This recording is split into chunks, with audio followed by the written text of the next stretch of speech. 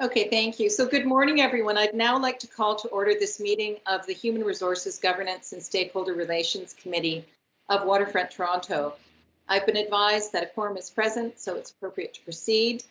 Welcome to everyone joining our meeting today. We appreciate your interest and participation. And I'd also like to remind you that the open session of today's meeting is being recorded and we've posted for the public to view. I'd also ask that people please keep their microphones and cameras off unless they wish to speak. And before we get into the business of the meeting, we thought it was appropriate that we commence with a land acknowledgement. Waterfront Toronto acknowledges that the land upon which we're undertaking our revitalization efforts is part of the traditional territory of the Mississaugas of the Credit First Nation, and that Toronto is covered by Treaty 13 with the Mississaugas of the Credit First Nation.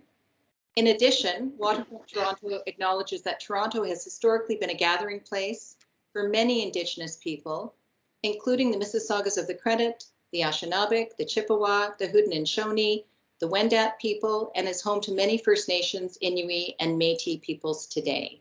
So let's move into our first item, which is a motion to approve the meeting agenda. May I please have a motion to approve the agenda for the meeting? So moved. And I will second it. All in favor? Contrary minded? So that's moved.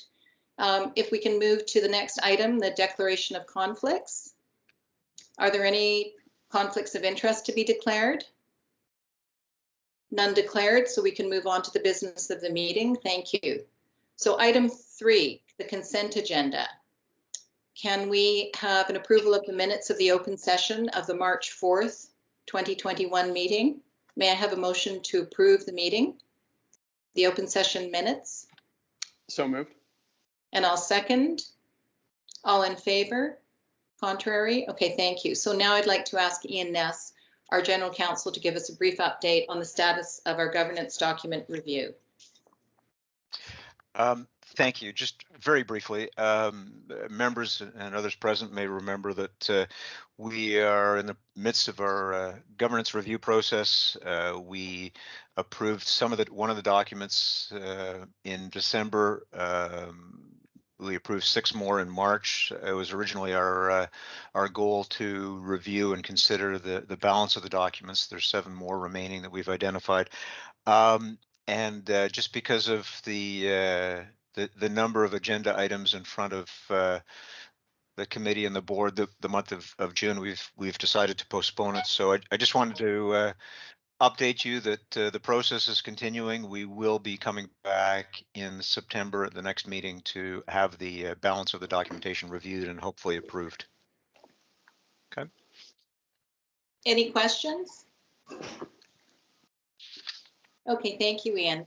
So item number 4, the 2021 board evaluation. We'll be hearing a presentation from Ian Ness on a proposed board evaluation process. And as the materials indicate, the absence of a current board evaluation was noted by our internal auditors, and as well, conducting a board evaluation reflects best practices. So I'd now like to turn this over to Ian.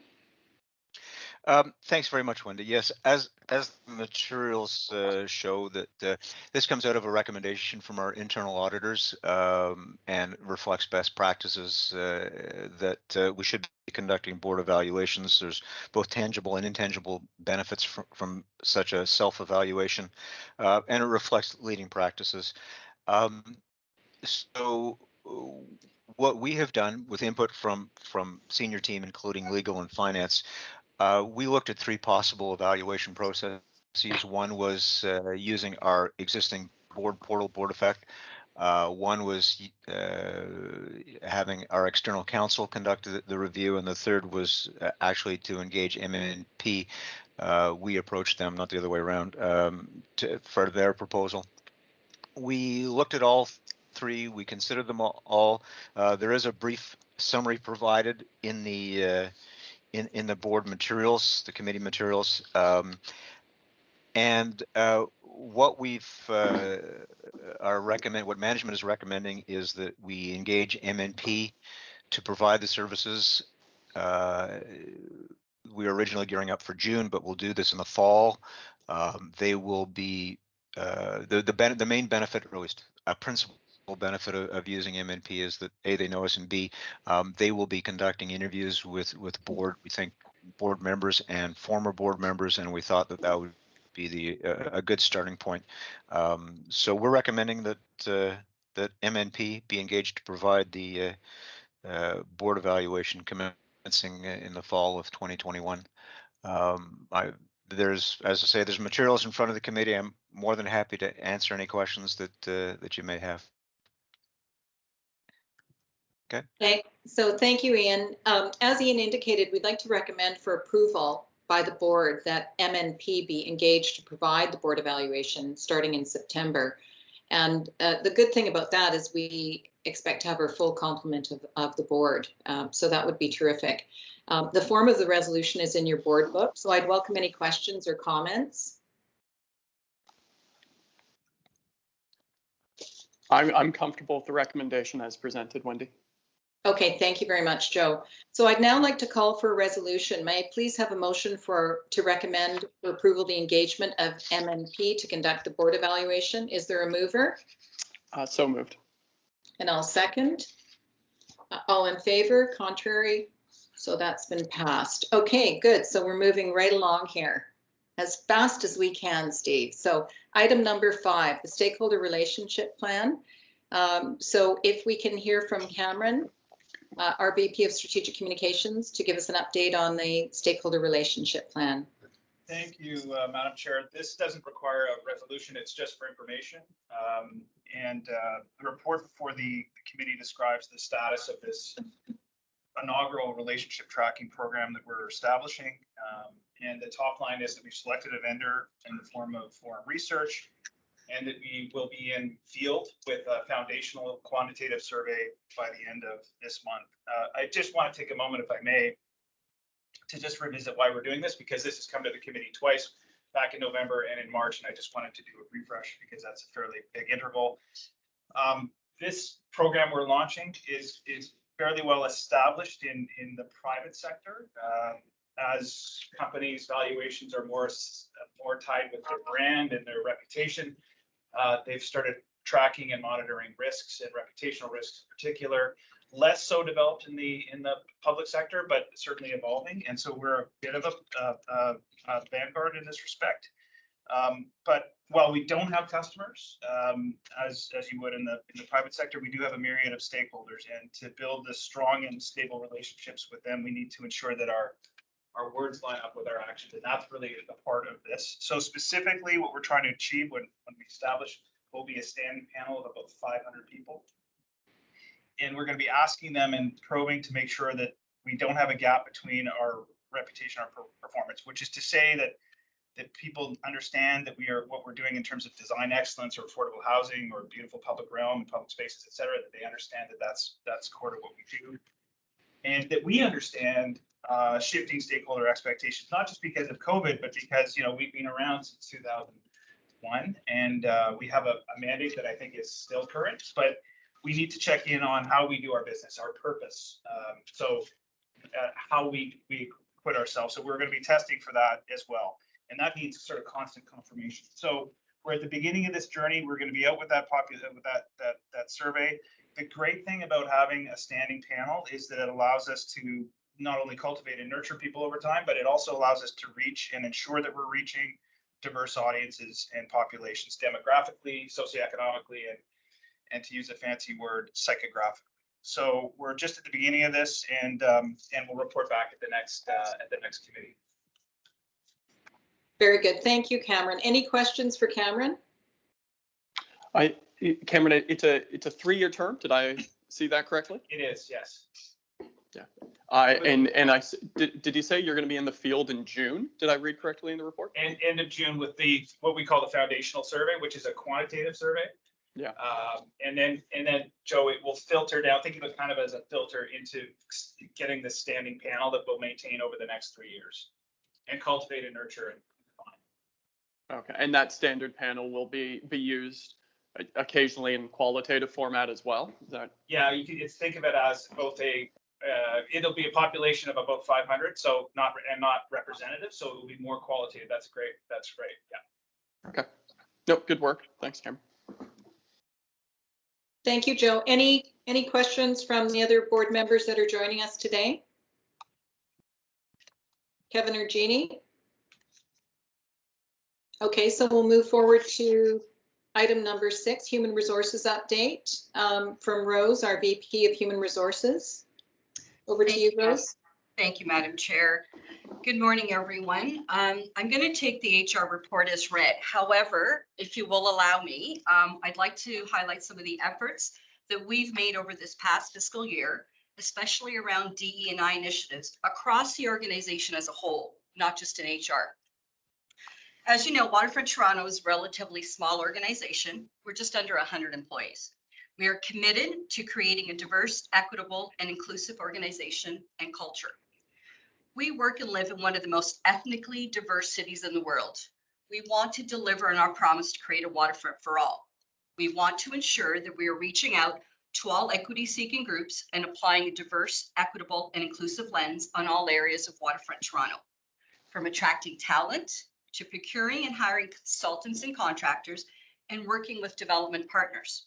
We also want to ensure that our philanthropic and fundraising appeals resonate with diverse audiences and that they see themselves as having a role and a stake in waterfront revitalization. This is very important to us. We recognize that there is more work to be done to remove systemic barriers and confront racism. Here's some of the initiatives we've undertaken so far. We are committed to the ongoing engagement on our projects with the Mississaugas of the Credit First Nations, MCFN, through a formal memorandum of understanding. This will deepen our relationship with MCFN as we move forward with the PLFP and Quayside projects. We've engaged an Indigenous field liaison representative to monitor the excavation of the New River Valley in the Portlands.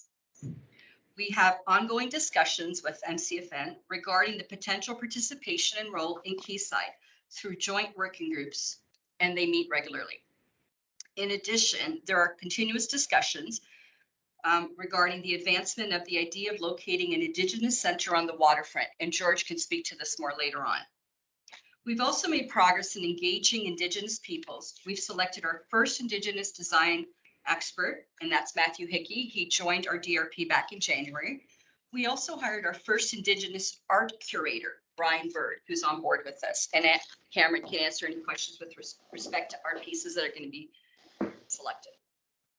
Also back in February, to celebrate Black History Month, the corporation both developed content and promoted stories that reflected and honored Black history, legacy, and connection to West Don Lands, and profiled a new voice in video series with the waterfront artists and residents.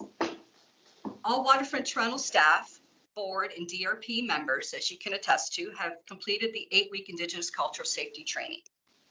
And one of our upcoming town halls at the end of the month that is focused on Indigenous matters, we've invited Matthew Hickey to attend and speak to us on some of his experience that can help us to continue and explore opportunities to foster positive working relations with Indigenous peoples. Also, as part of our continuous learning and how to be part of the social change needed to reconcile and reform our relationships with Indigenous peoples, we have started the process to provide all waterfront staff, board, and DRP members additional training, which is from bystander to ally. This will help us in deciding how and when to intervene as an active bystander, identify and manage our personal emotional triggers, and utilize practical tools to engage in building allyship for safety in our workplace. If we see a victim, we shouldn't just be a bystander. We need to be an ally, and that's very important to us, and we want to be able to give our staff tools in order to do this. A date will be determined for this training later in the fall. And George, you and Charmaine already took this training. Is there anything else you wanted to add about that training? Yeah, first of all, I think we all benefited from the first level of training that the staff and the design review panel and the board took. We got very positive comments on that. But the real benefit of the second one, the bystander to ally, is it gives our staff tools to actively engage when they witness discrimination occurring. So, it is very important in the first training to understand the context of, the whole, unfortunate residential school experience that we're even more aware of given the recent findings and the tragedy of the students found in Kamloops. So it gives us context to the privilege that, and in particular, white privilege that we have. But the second level really assists you in intervening when you witness discrimination, and whether it's Indigenous, whether it's other different color or different sexual persuasion. And I think that's an important tool for all of our staff to have, is to be able to intervene and to have that context. So it is training that we are looking to have our staff take in the coming year, and it's been in demand. People really benefited from the first level of training. Thank you, George. Moving on to talk about creating an inclusive workforce. Our small but mighty HR team, two of us, we joined our other agency members in a government community of practice where we have the opportunity to discuss and share ideas and information on DE&I matters. We meet every second month. There are members from IO, LCBO, WSIB, Cannabis Canada, just to name a few. We also participated in battling systemic racism in the workplace training to educate ourselves so that we can help our staff moving forward. We are researching training for all our staff that focuses on unconscious bias and removing racism, not only in the workplace, but in our everyday lives. Research has also been gathered on different job postings that are accessible to BIPOC professionals and minority groups to expand our reach and our recruitment efforts and ensure that job postings cast a wide net and achieve a diverse pool of candidates. We've enhanced our recruitment process by creating a recruitment best practices in order to train hiring managers on recruitment techniques, tips, virtual interviews, because we've been virtual for the last year and a half, and on unconscious bias to avoid any pitfalls through the process. And finally, an RFP is in progress to hire an external D&I consultant to assist us to design, develop, and implement programs and strategies intended to promote equity, inclusion, encourage diversity, and stamp out any racism. With respect to general HR, because we've been working remotely since 2020, and we've moved most of our processes 100% remote, we continue to keep connected. In order to keep connected, we've increased our communications to employees through weekly emails from the CEO and increased our virtual staff town halls so we have that connection with our team members. As part of our ongoing efforts to support the mental health of all our staff, we've enhanced our employee benefit program for our EAP, which provides support and online tools to staff and held interactive sessions that also provided coping tools while working from home. We continue to manage COVID impacts through IT resources and increased volume of joint health and safety committee meetings that are led by David Kosturin. We created a return to the workplace plan and implemented a number of safety measures throughout the office in preparation of when we do return to the workplace. And if we ever actually get back here and you all come in, you can see that we made some of those changes, starting with our front reception desk, where we've got plexiglass to make sure that our staff member is safe. And we are currently underway with our M&P review on our resources and succession planning to ensure that Waterfront Toronto is well positioned to successfully deliver on our strategic plan and key initiatives by maintaining the necessary skills, capacity, and institutional knowledge to ensure that we have operational resilience. Results of this review will be presented to both HRGSR and FARN in September. Happy to take any questions. Thank you, Rose, for a very comprehensive report. And do we have any questions? Okay, thank you. Thank you. So we'll move to item number 7, which is the staff performance review. As directors are aware, the fiscal year end of the corporation is March 31st, and it's at this meeting and our subsequent board meeting later this month that we will receive a report from management on the staff performance review for the year. And so right now we will hand it over to George.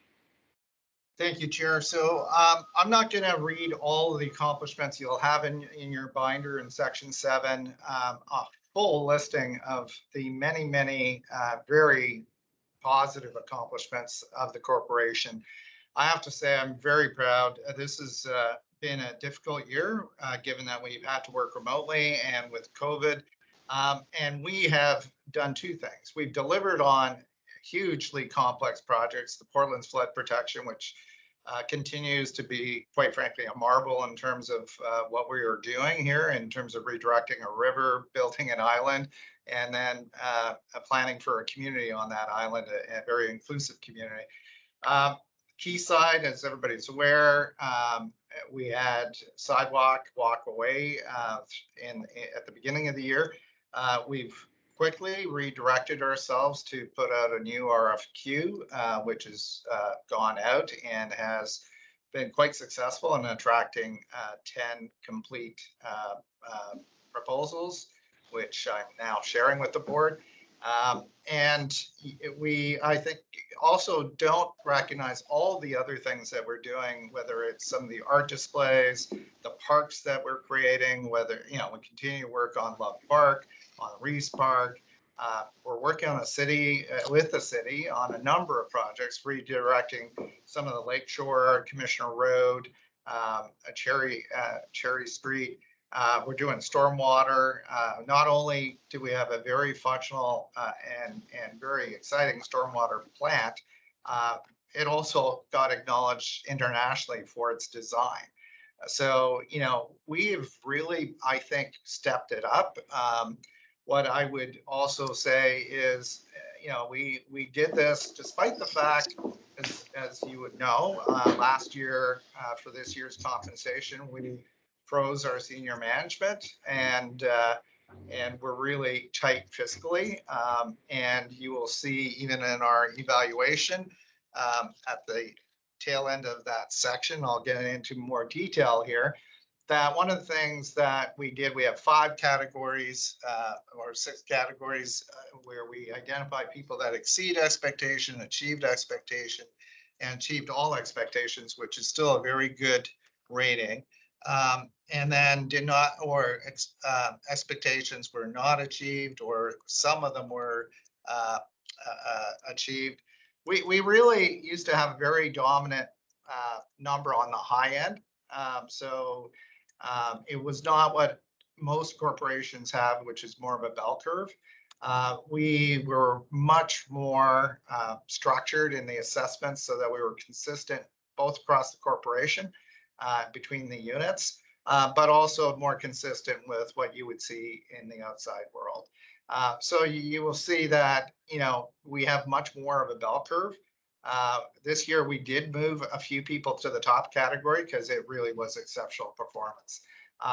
But the second and third categories were adjusted. And as you look at the bottom categories, we did deal with some non-performance issues, and that was reflected. So I think we've established 2 things, a more consistent approach in terms of evaluations, and we raised the bar with regards to what our expectations are. I'll speak to more of what we've put in place and what we're expecting, both in terms of compensation awards for the rest of last year, and what we will be doing with regards to base compensation going forward. But I'll speak to that in camera. I don't know if there are other comments, but I would just say we have some exceptional staff. We want to retain that staff, and that will be part of my overview in terms of trying to find the right balance of being fiscally prudent, recognizing the current situation economically, but also, we have been tougher, quite frankly, than our government partners and others in terms of some of the restraints that we put in. So I think we're trying to be very fair with regards to what we can expect from the corporation.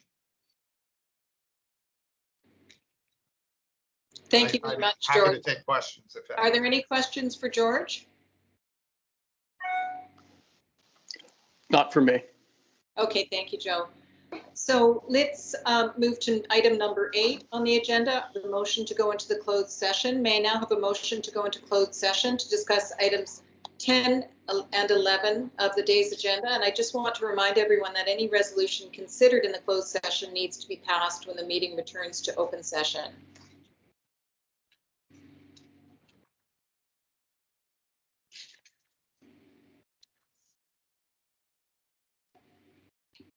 Okay, thank you very much.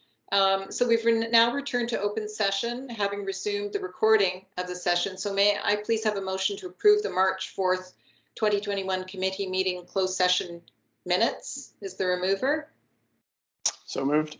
Thank you, and I will second. All in favor? Contrary minded? Okay, thank you. Okay, so let's move to item number 15, if we have no further discussion. So we will have a motion to terminate the meeting. So may I ask for a motion to adjourn the meeting? Is there a mover? Thank you. And I will second it. All in favor? Contrary minded. So I now declare the meeting terminated. Thank you very much, everyone, for your participation today. And I hope you each remain safe and healthy. And Joe, thank you for all of your excellent work at the city. Very, very proud of you and greatly appreciated.